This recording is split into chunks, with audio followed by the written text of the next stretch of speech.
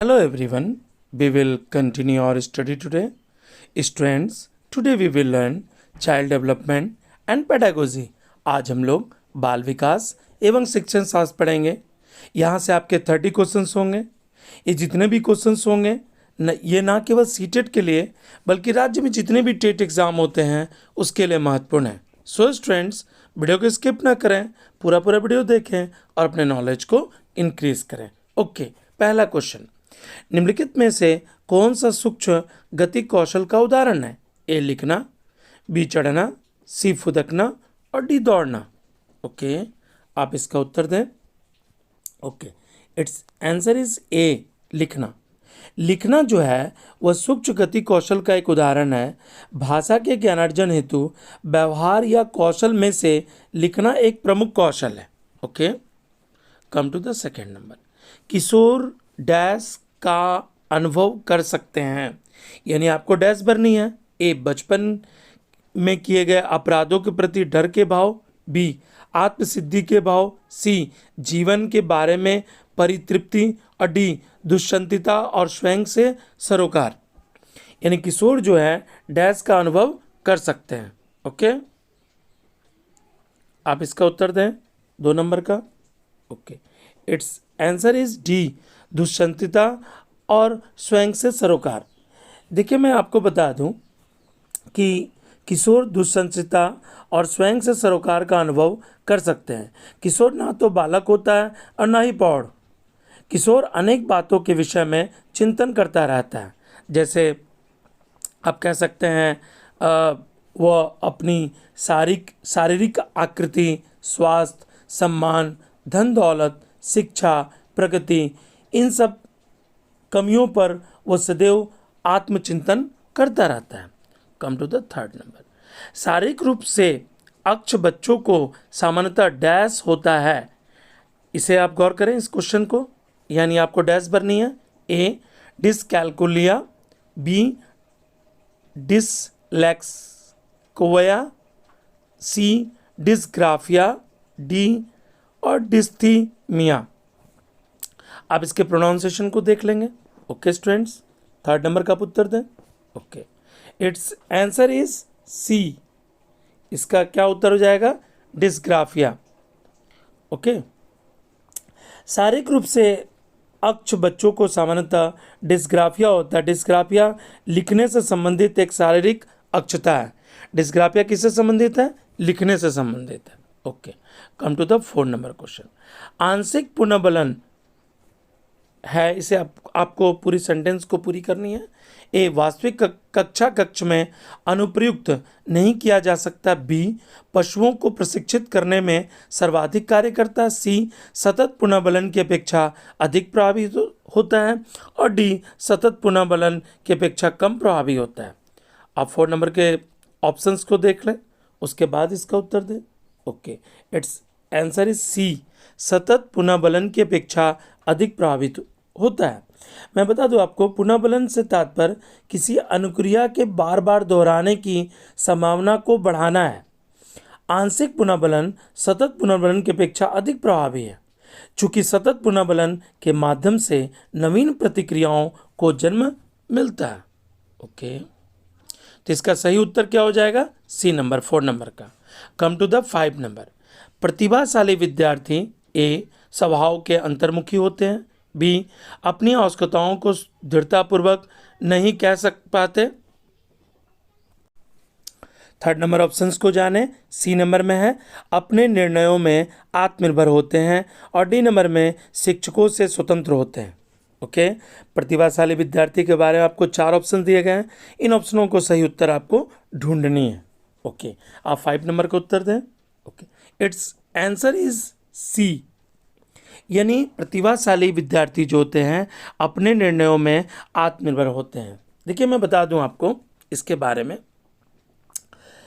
मनोवैज्ञानिक टॉरेंस के अनुसार, आप टॉरेंस का नाम पढ़े होंगे पेडागोजी की पुस्तकों में, प्रतिभाशाली बालक मानव व्यवहार के प्रत्येक क्षेत्र में ऐसा उत्तम निष्पादन करते हैं, ठीक है, जो समाज के लिए महत्वपूर्ण होता है।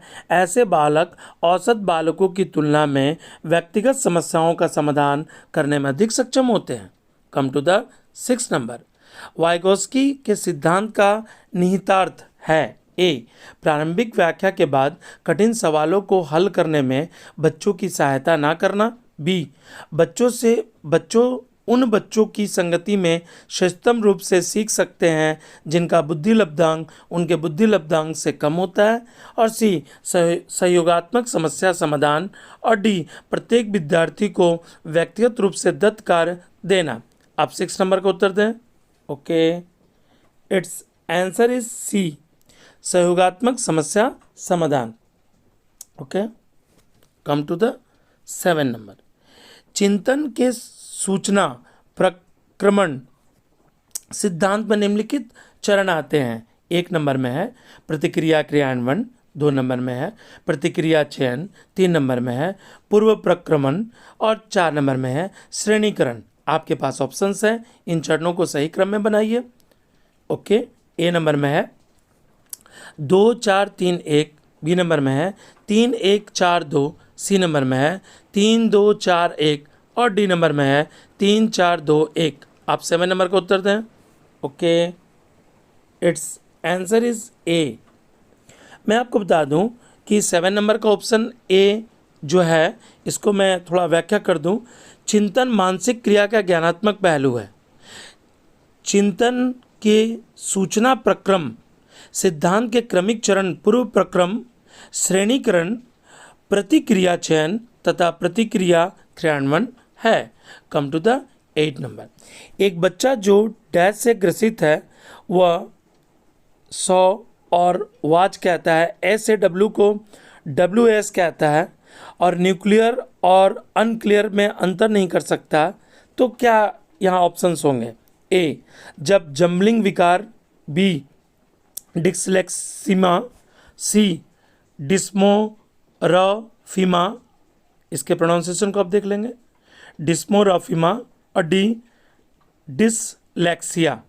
आप 8 नंबर को उत्तर दें। Okay, it's answer is D, dyslexia. देखिए, मैं बता दूं आपको 8 नंबर के बारे में।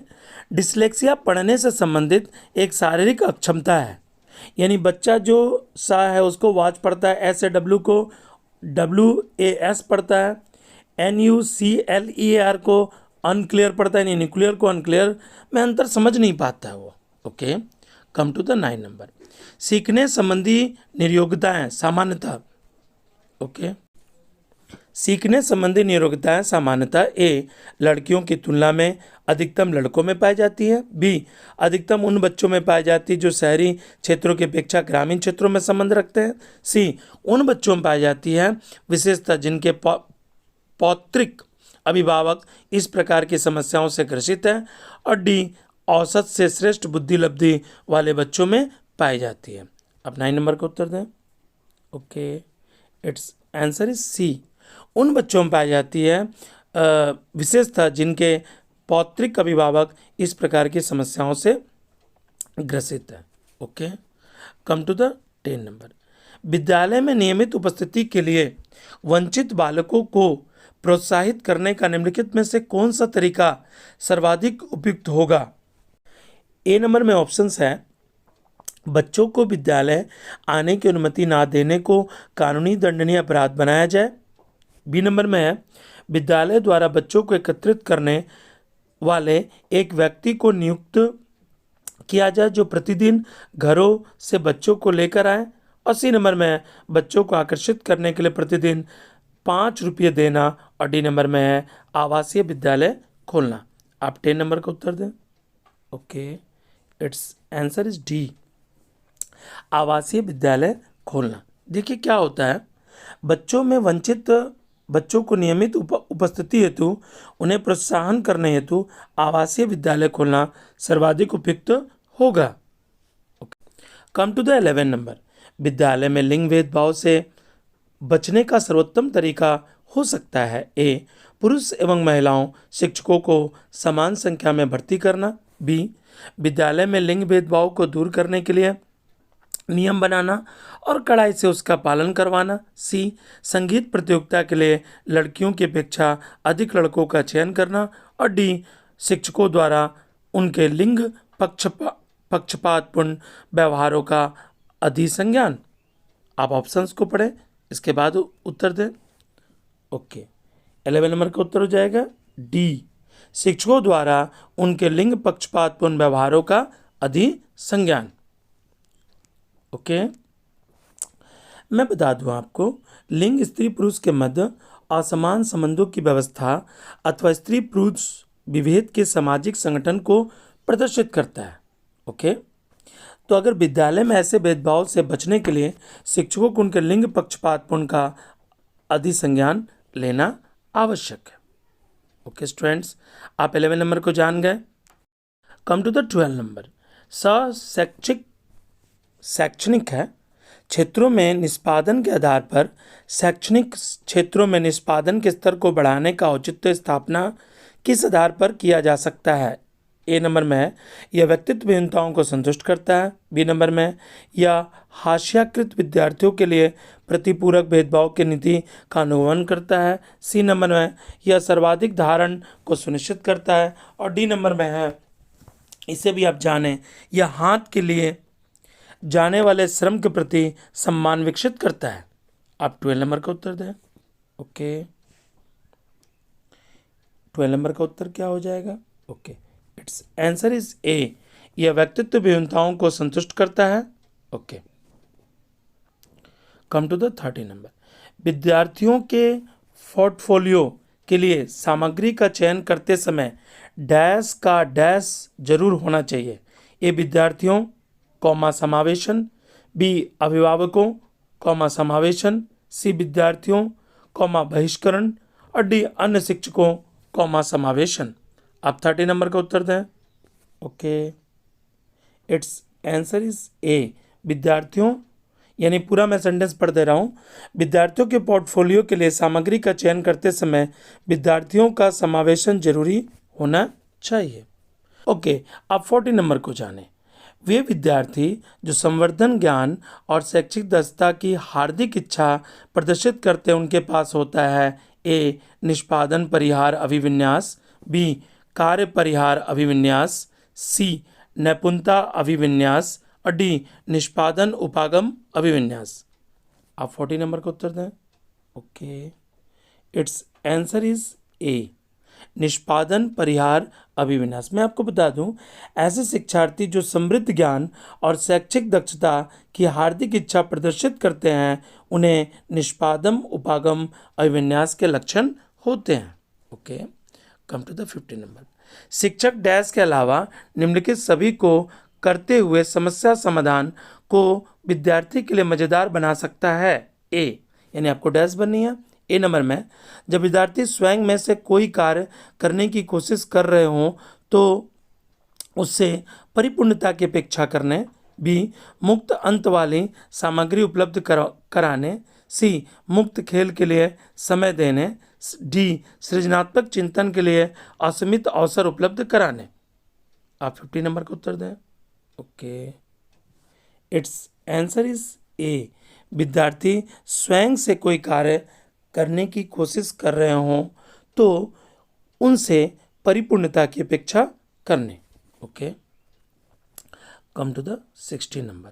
निम्नलिखित में से अंतःविषयी अनुदेशन का सर्वोत्कृष्ट लाभ यह है कि ए विद्यार्थियों को सीखे गए नए ज्ञान को बहु संदर्भों में अनुप्रयोग करने और सामान्यकृत करने के लिए अवसर दिए जाते हैं। बी प्रकरणों की विविधता जिन्हें परंपरागत पाठ्यचर्या से संबोधित किए जाने की आवश्यकता है से शिक्षण के अभिभूत होने की कम संभावना होती है। सी नंबर में है, विद्यार्थियों में विभिन्न विषयों क्षेत्रों के विशेष प्रकरणों के प्रति नापसंदगी विकसित होने की कम संभावना होती है। और डी पाठ योजना बनाने और गतिविधियों में शिक्षकों की अपेक्षा लचीलेपन की अनुमति होती है। आप 60 नंबर का उत्तर दें। ओके, इट्स आंसर इज,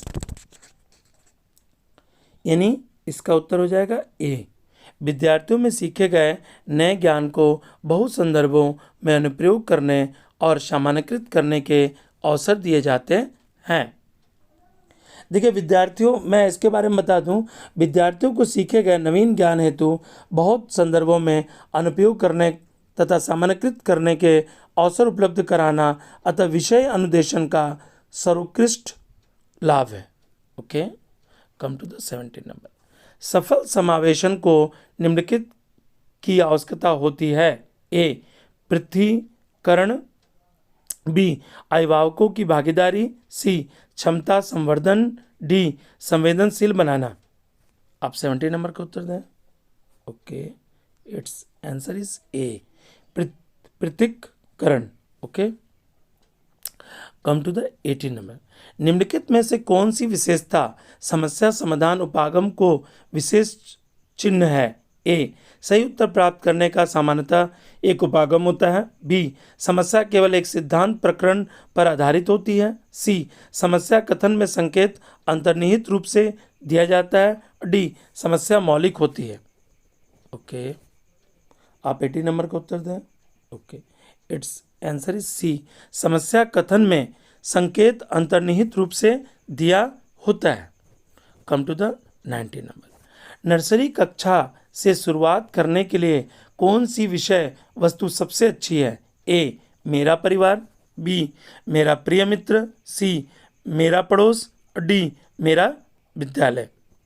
आप 90 नंबर को उत्तर दें। ओके, इट्स आंसर इज ए, मेरा परिवार। देखिए नर्सरी कक्षा में पढ़ने वाले बालक मनोवैज्ञानिक रूप से अपने परिवार से सर्वाधिक प्रभावित होता है, अतः इस कक्षा में शुरुआत करने की दृष्टि से मेरे परिवार विषय सबसे अच्छी है। Okay, come to the 20 number. प्राथमिक कक्षा में सकारात्मक वातावरण निर्मित करने के लिए एक शिक्षक को ए, समूह गतिविधियों के दौरान समाज मिति के आधार पर उन्हें अपने समूह बनाने की अनुमति देनी चाहिए। बी, सकारात्मक अंत वाली कहानियाँ सुनानी चाहिए। सी, सुबह प्रत्येक छात्र को अभिवादन करना चाहिए। डी, विभेद नहीं करना चाहिए और प्रत्येक बच्चों के लिए समान लक्ष्य सुनिश्चित करना चाहिए। आप 20 नंबर का उत्तर दें। आप प्रश्नों को बारीकी से पढ़ें, उसके बाद इसका उत्तर दें। प्रश्नों को हल करने में स्टूडेंट्स अब जल्दीबाजी ना करें। Okay, it's answer is D, विभेद नहीं करना चाहिए और प्रत्येक बच्चों के लिए समान लक्ष्य सुनिश्चित करना चाहिए। स्टूडेंट्स, आप वीडियो को पॉज करके आप इसका उत्तर हमें कमेंट बॉक्स में दे सकते हैं। Okay, come to the 21 number. बच्चों द्वारा की जाने वाली त्रुटियों के संबंध में निम्नलिखित में से कौन सा कथन सत्य है। ओके, पहला है, एक शिक्षक की प्रत्येक त्रुटि पर ध्यान नहीं देना चाहिए, अन्यथा पाठ्यक्रम पूरा नहीं होगा। बी, प्रत्येक त्रुटि को सुधारने में बहुत अधिक समय लगेगा तथा एक शिक्षक के लिए थकाने वाला होगा। सी, स्वयं बच्चों द्वारा त्रुटियों को सुधारा जा सकता है, इसलिए शिक्षक को उन्हें तुरंत ही नहीं सुधारना चाहिए। और डी, यदि एक शिक्षक कक्ष में सभी बच्चों की त्रुटियां को सुधारने योग्य नहीं है तो यह संकेत करता है कि शिक्षा की व्यवस्था असफल है। आप 21 नंबर का उत्तर दें। Okay, it's answer is D, 21 number का उत्तर क्या हो जाएगा, डी। यदि एक शिक्षक कक्ष में सभी बच्चों की त्रुटियों को सुधारने योग्य नहीं है तो यह संकेत करता है कि क्या संकेत करता है कि शिक्षा की व्यवस्था असफल है। Come to the 22 number. 22 number को आप समझे। मोनिका जो गणित की शिक्षिका है, राधिका से एक प्रश्न पूछती है। राधिका से कोई उत्तर ना मिलने पर वह तुरंत मोहन से दूसरा प्रश्न पूछती है। जब उसे महसूस होता है कि मोहन उत्तर बताने में संघर्ष कर रहा है तो वह अपने प्रश्नों के शब्दों को बदलती है और मोनिका की यह प्रकृति यह प्रदर्शित करती है कि वह ए, अपने सवालों के प्रति थोड़ा घबरा गई है। बी, मोहन का पक्ष लेकर लिंग भूमिकाओं में रूढ़िबद्धता को बढ़ावा दे रही है। Okay.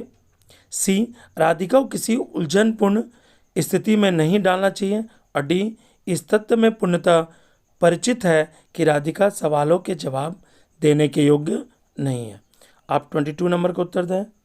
Okay, it's answer is B, यानी मोहन का पक्ष लेकर लिंग भूमिकाओं में रूढ़िबद्धता को बढ़ावा दे रही है। देखिए मैं 22 नंबर को थोड़ा व्याख्या कर दूं। मोनिका की प्रवृत्ति यह प्रदर्शित करती है कि वह मोहन का पक्ष लेकर लिंग भूमिकाओं में रूढ़िबद्धता को बढ़ावा दे रही है। Come to the 23 number. एक सशक्त विद्यालय अपने शिक्षकों में निम्नलिखित योग्यताओं में से किसे सर्वाधिक बढ़ावा देगा? ए, प्रतिस्पर्धात्मक अभिवृत्ति, बी, परीक्षण करने की प्रवृत्ति, सी, स्मृति, डी, अनुशासित स्वभाव। ओके, आप 23 नंबर का उत्तर दें। Okay, it's answer is A, प्रतिस्पर्धात्मक अभिवृत्ति। Come to the 24 number.